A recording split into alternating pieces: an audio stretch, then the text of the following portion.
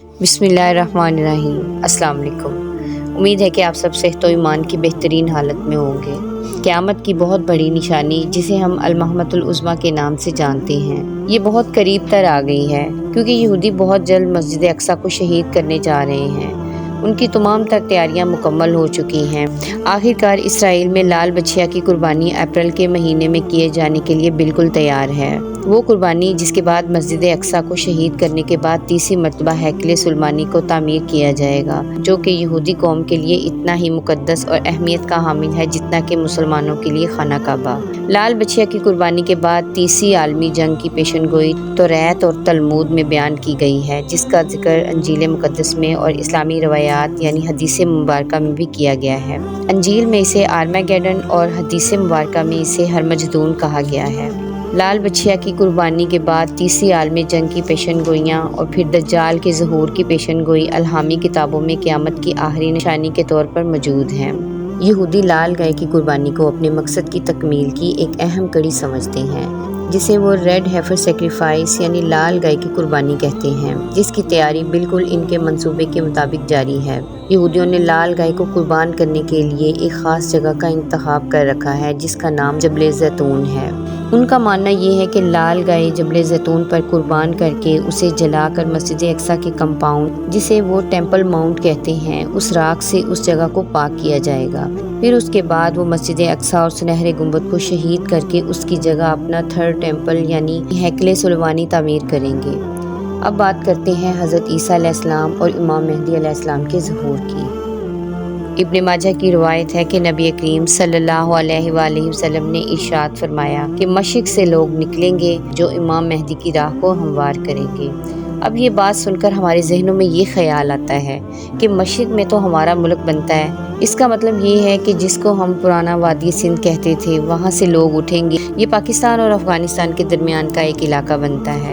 اللہ رب العزت ایمان والوں کو یہاں سے اٹھائیں گے اور پھر وہ امام مہدی کے آنے کی راہ ہموار کریں گے۔ بیت المقدس 3 مرتبہ فتح ہوا۔ ایک مرتبہ عربوں نے فتح کیا، حضرت عمر فاروق رضی اللہ تعالیٰ عنہ کے زمانے میں بغیر لڑائی کے، کافروں نے چابی ہی حوالے کر دی تھی۔ دوسری فتح پھر گردستان کا ایک نوجوان تھا جس کا نام صلاح الدین ایوبی، اس نے صلیبی جنگیں لڑیں اور کافروں سے بیت المقدس کو فتح کروا لیا۔ اب تیسری مرتبہ وہ پھر فتح ہوگا اور ہمارا یہ گمان ہے کہ اللہ رب العزت یہ اعزاز پاکستان کے لوگوں کو عطا فرمائے گا۔ جیسا کہ علامہ اقبال اپنی شاعری میں فرماتے ہیں کہ یہ کارواں دور دراز سے آئے گا اور حجاز کے اندر آ کر یہ باعمل ہوگا۔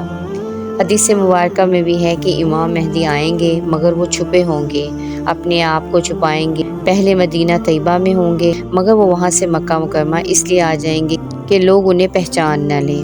امام مہدی علیہ السلام لوگوں سے چھپ رہے ہوں گے کہ لوگ انہیں دیکھ نہ لیں، پہچان نہ لیں، لیکن جب امام مہدی علیہ السلام مکہ مکرمہ میں طواف کر رہے ہوں گے تو حجر اسود کے قریب آئیں گے تو غیب سے آواز آئے گی کہ اے لوگو، یہ امام مہدی ہیں، تم ان کی بیعت کر لو، تو لوگ ان کے ساتھ بیعت کر لیں گے اور پھر ان کے ساتھ ایک لشکر شروع ہو جائے گا۔ یہ لشکر ایسا ہوگا کہ جس نے بالآخر بیت المقدس کو فتح کرنا ہے۔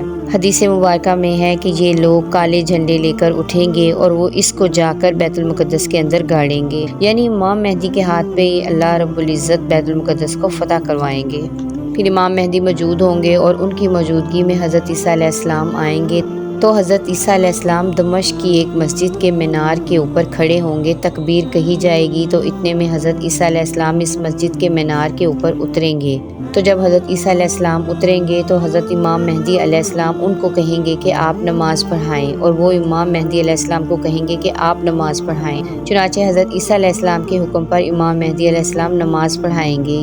حضرت امام مہدی علیہ السلام کو یہ اعزاز ملے گا کہ حضرت عیسیٰ علیہ السلام ان کے پیچھے نماز ادا کریں گے۔ اب حضرت عیسیٰ علیہ السلام نبی کریم صلی اللہ علیہ وآلہ وسلم کے مطابق یہاں پر زندگی گزاریں گے۔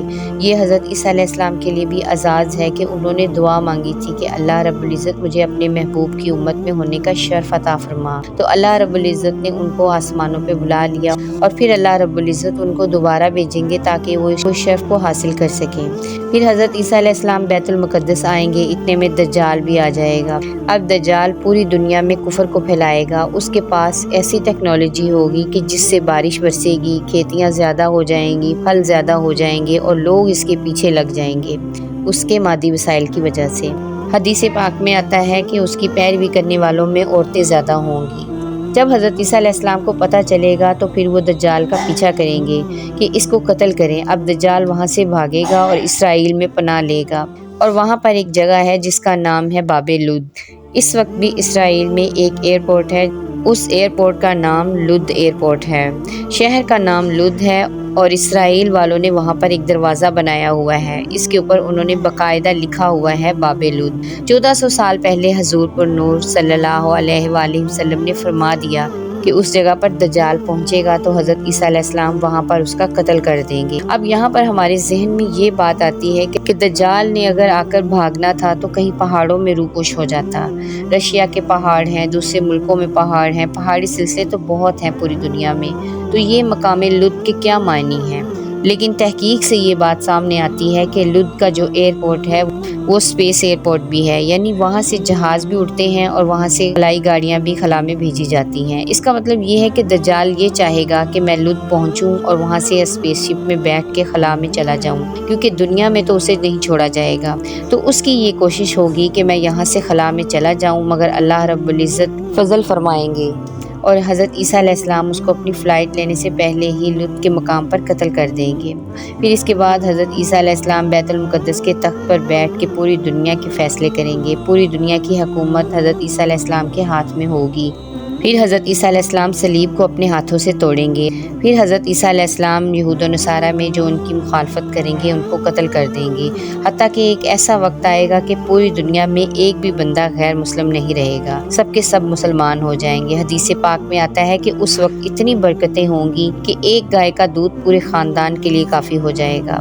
یہ باتیں نبی کریم صلی اللہ علیہ وآلہ وسلم نے اس وقت فرمائی جبکہ لوگوں کو اس کا تصور بھی نہیں ہو سکتا تھا۔ ہمارے آقا نبی کریم صلی اللہ علیہ وآلہ وسلم کی نگاہ کیسی تھی؟ یہ نگاہ نبوت تھی جو بہت دور دیکھ لیتی تھی، کہ 1400 سال پہلے بیٹھ کر ایسی باتیں کی کہ جیسے کوئی بندہ اپنی آنکھ سے دیکھ کر بات کر رہا ہو۔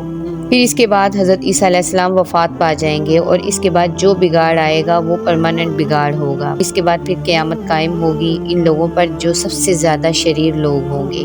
تو اب کے حالات سے یہ بات ثابت ہوتی ہے کہ قیامت کی بڑی بڑی نشانیاں پوری ہو گئی ہیں۔ اللہ رب العزت سے دعا ہے کہ ہمیں ایمان پر رہنے اور دین حق پر چلنے کی توفیق عطا فرمائے، آمین۔ امید ہے کہ آج کی ویڈیو آپ کو اچھی لگی ہوگی۔ ویڈیو کو لائک اور چینل کو سبسکرائب کرنا نہ بھولیں۔ جزاک اللہ خیر۔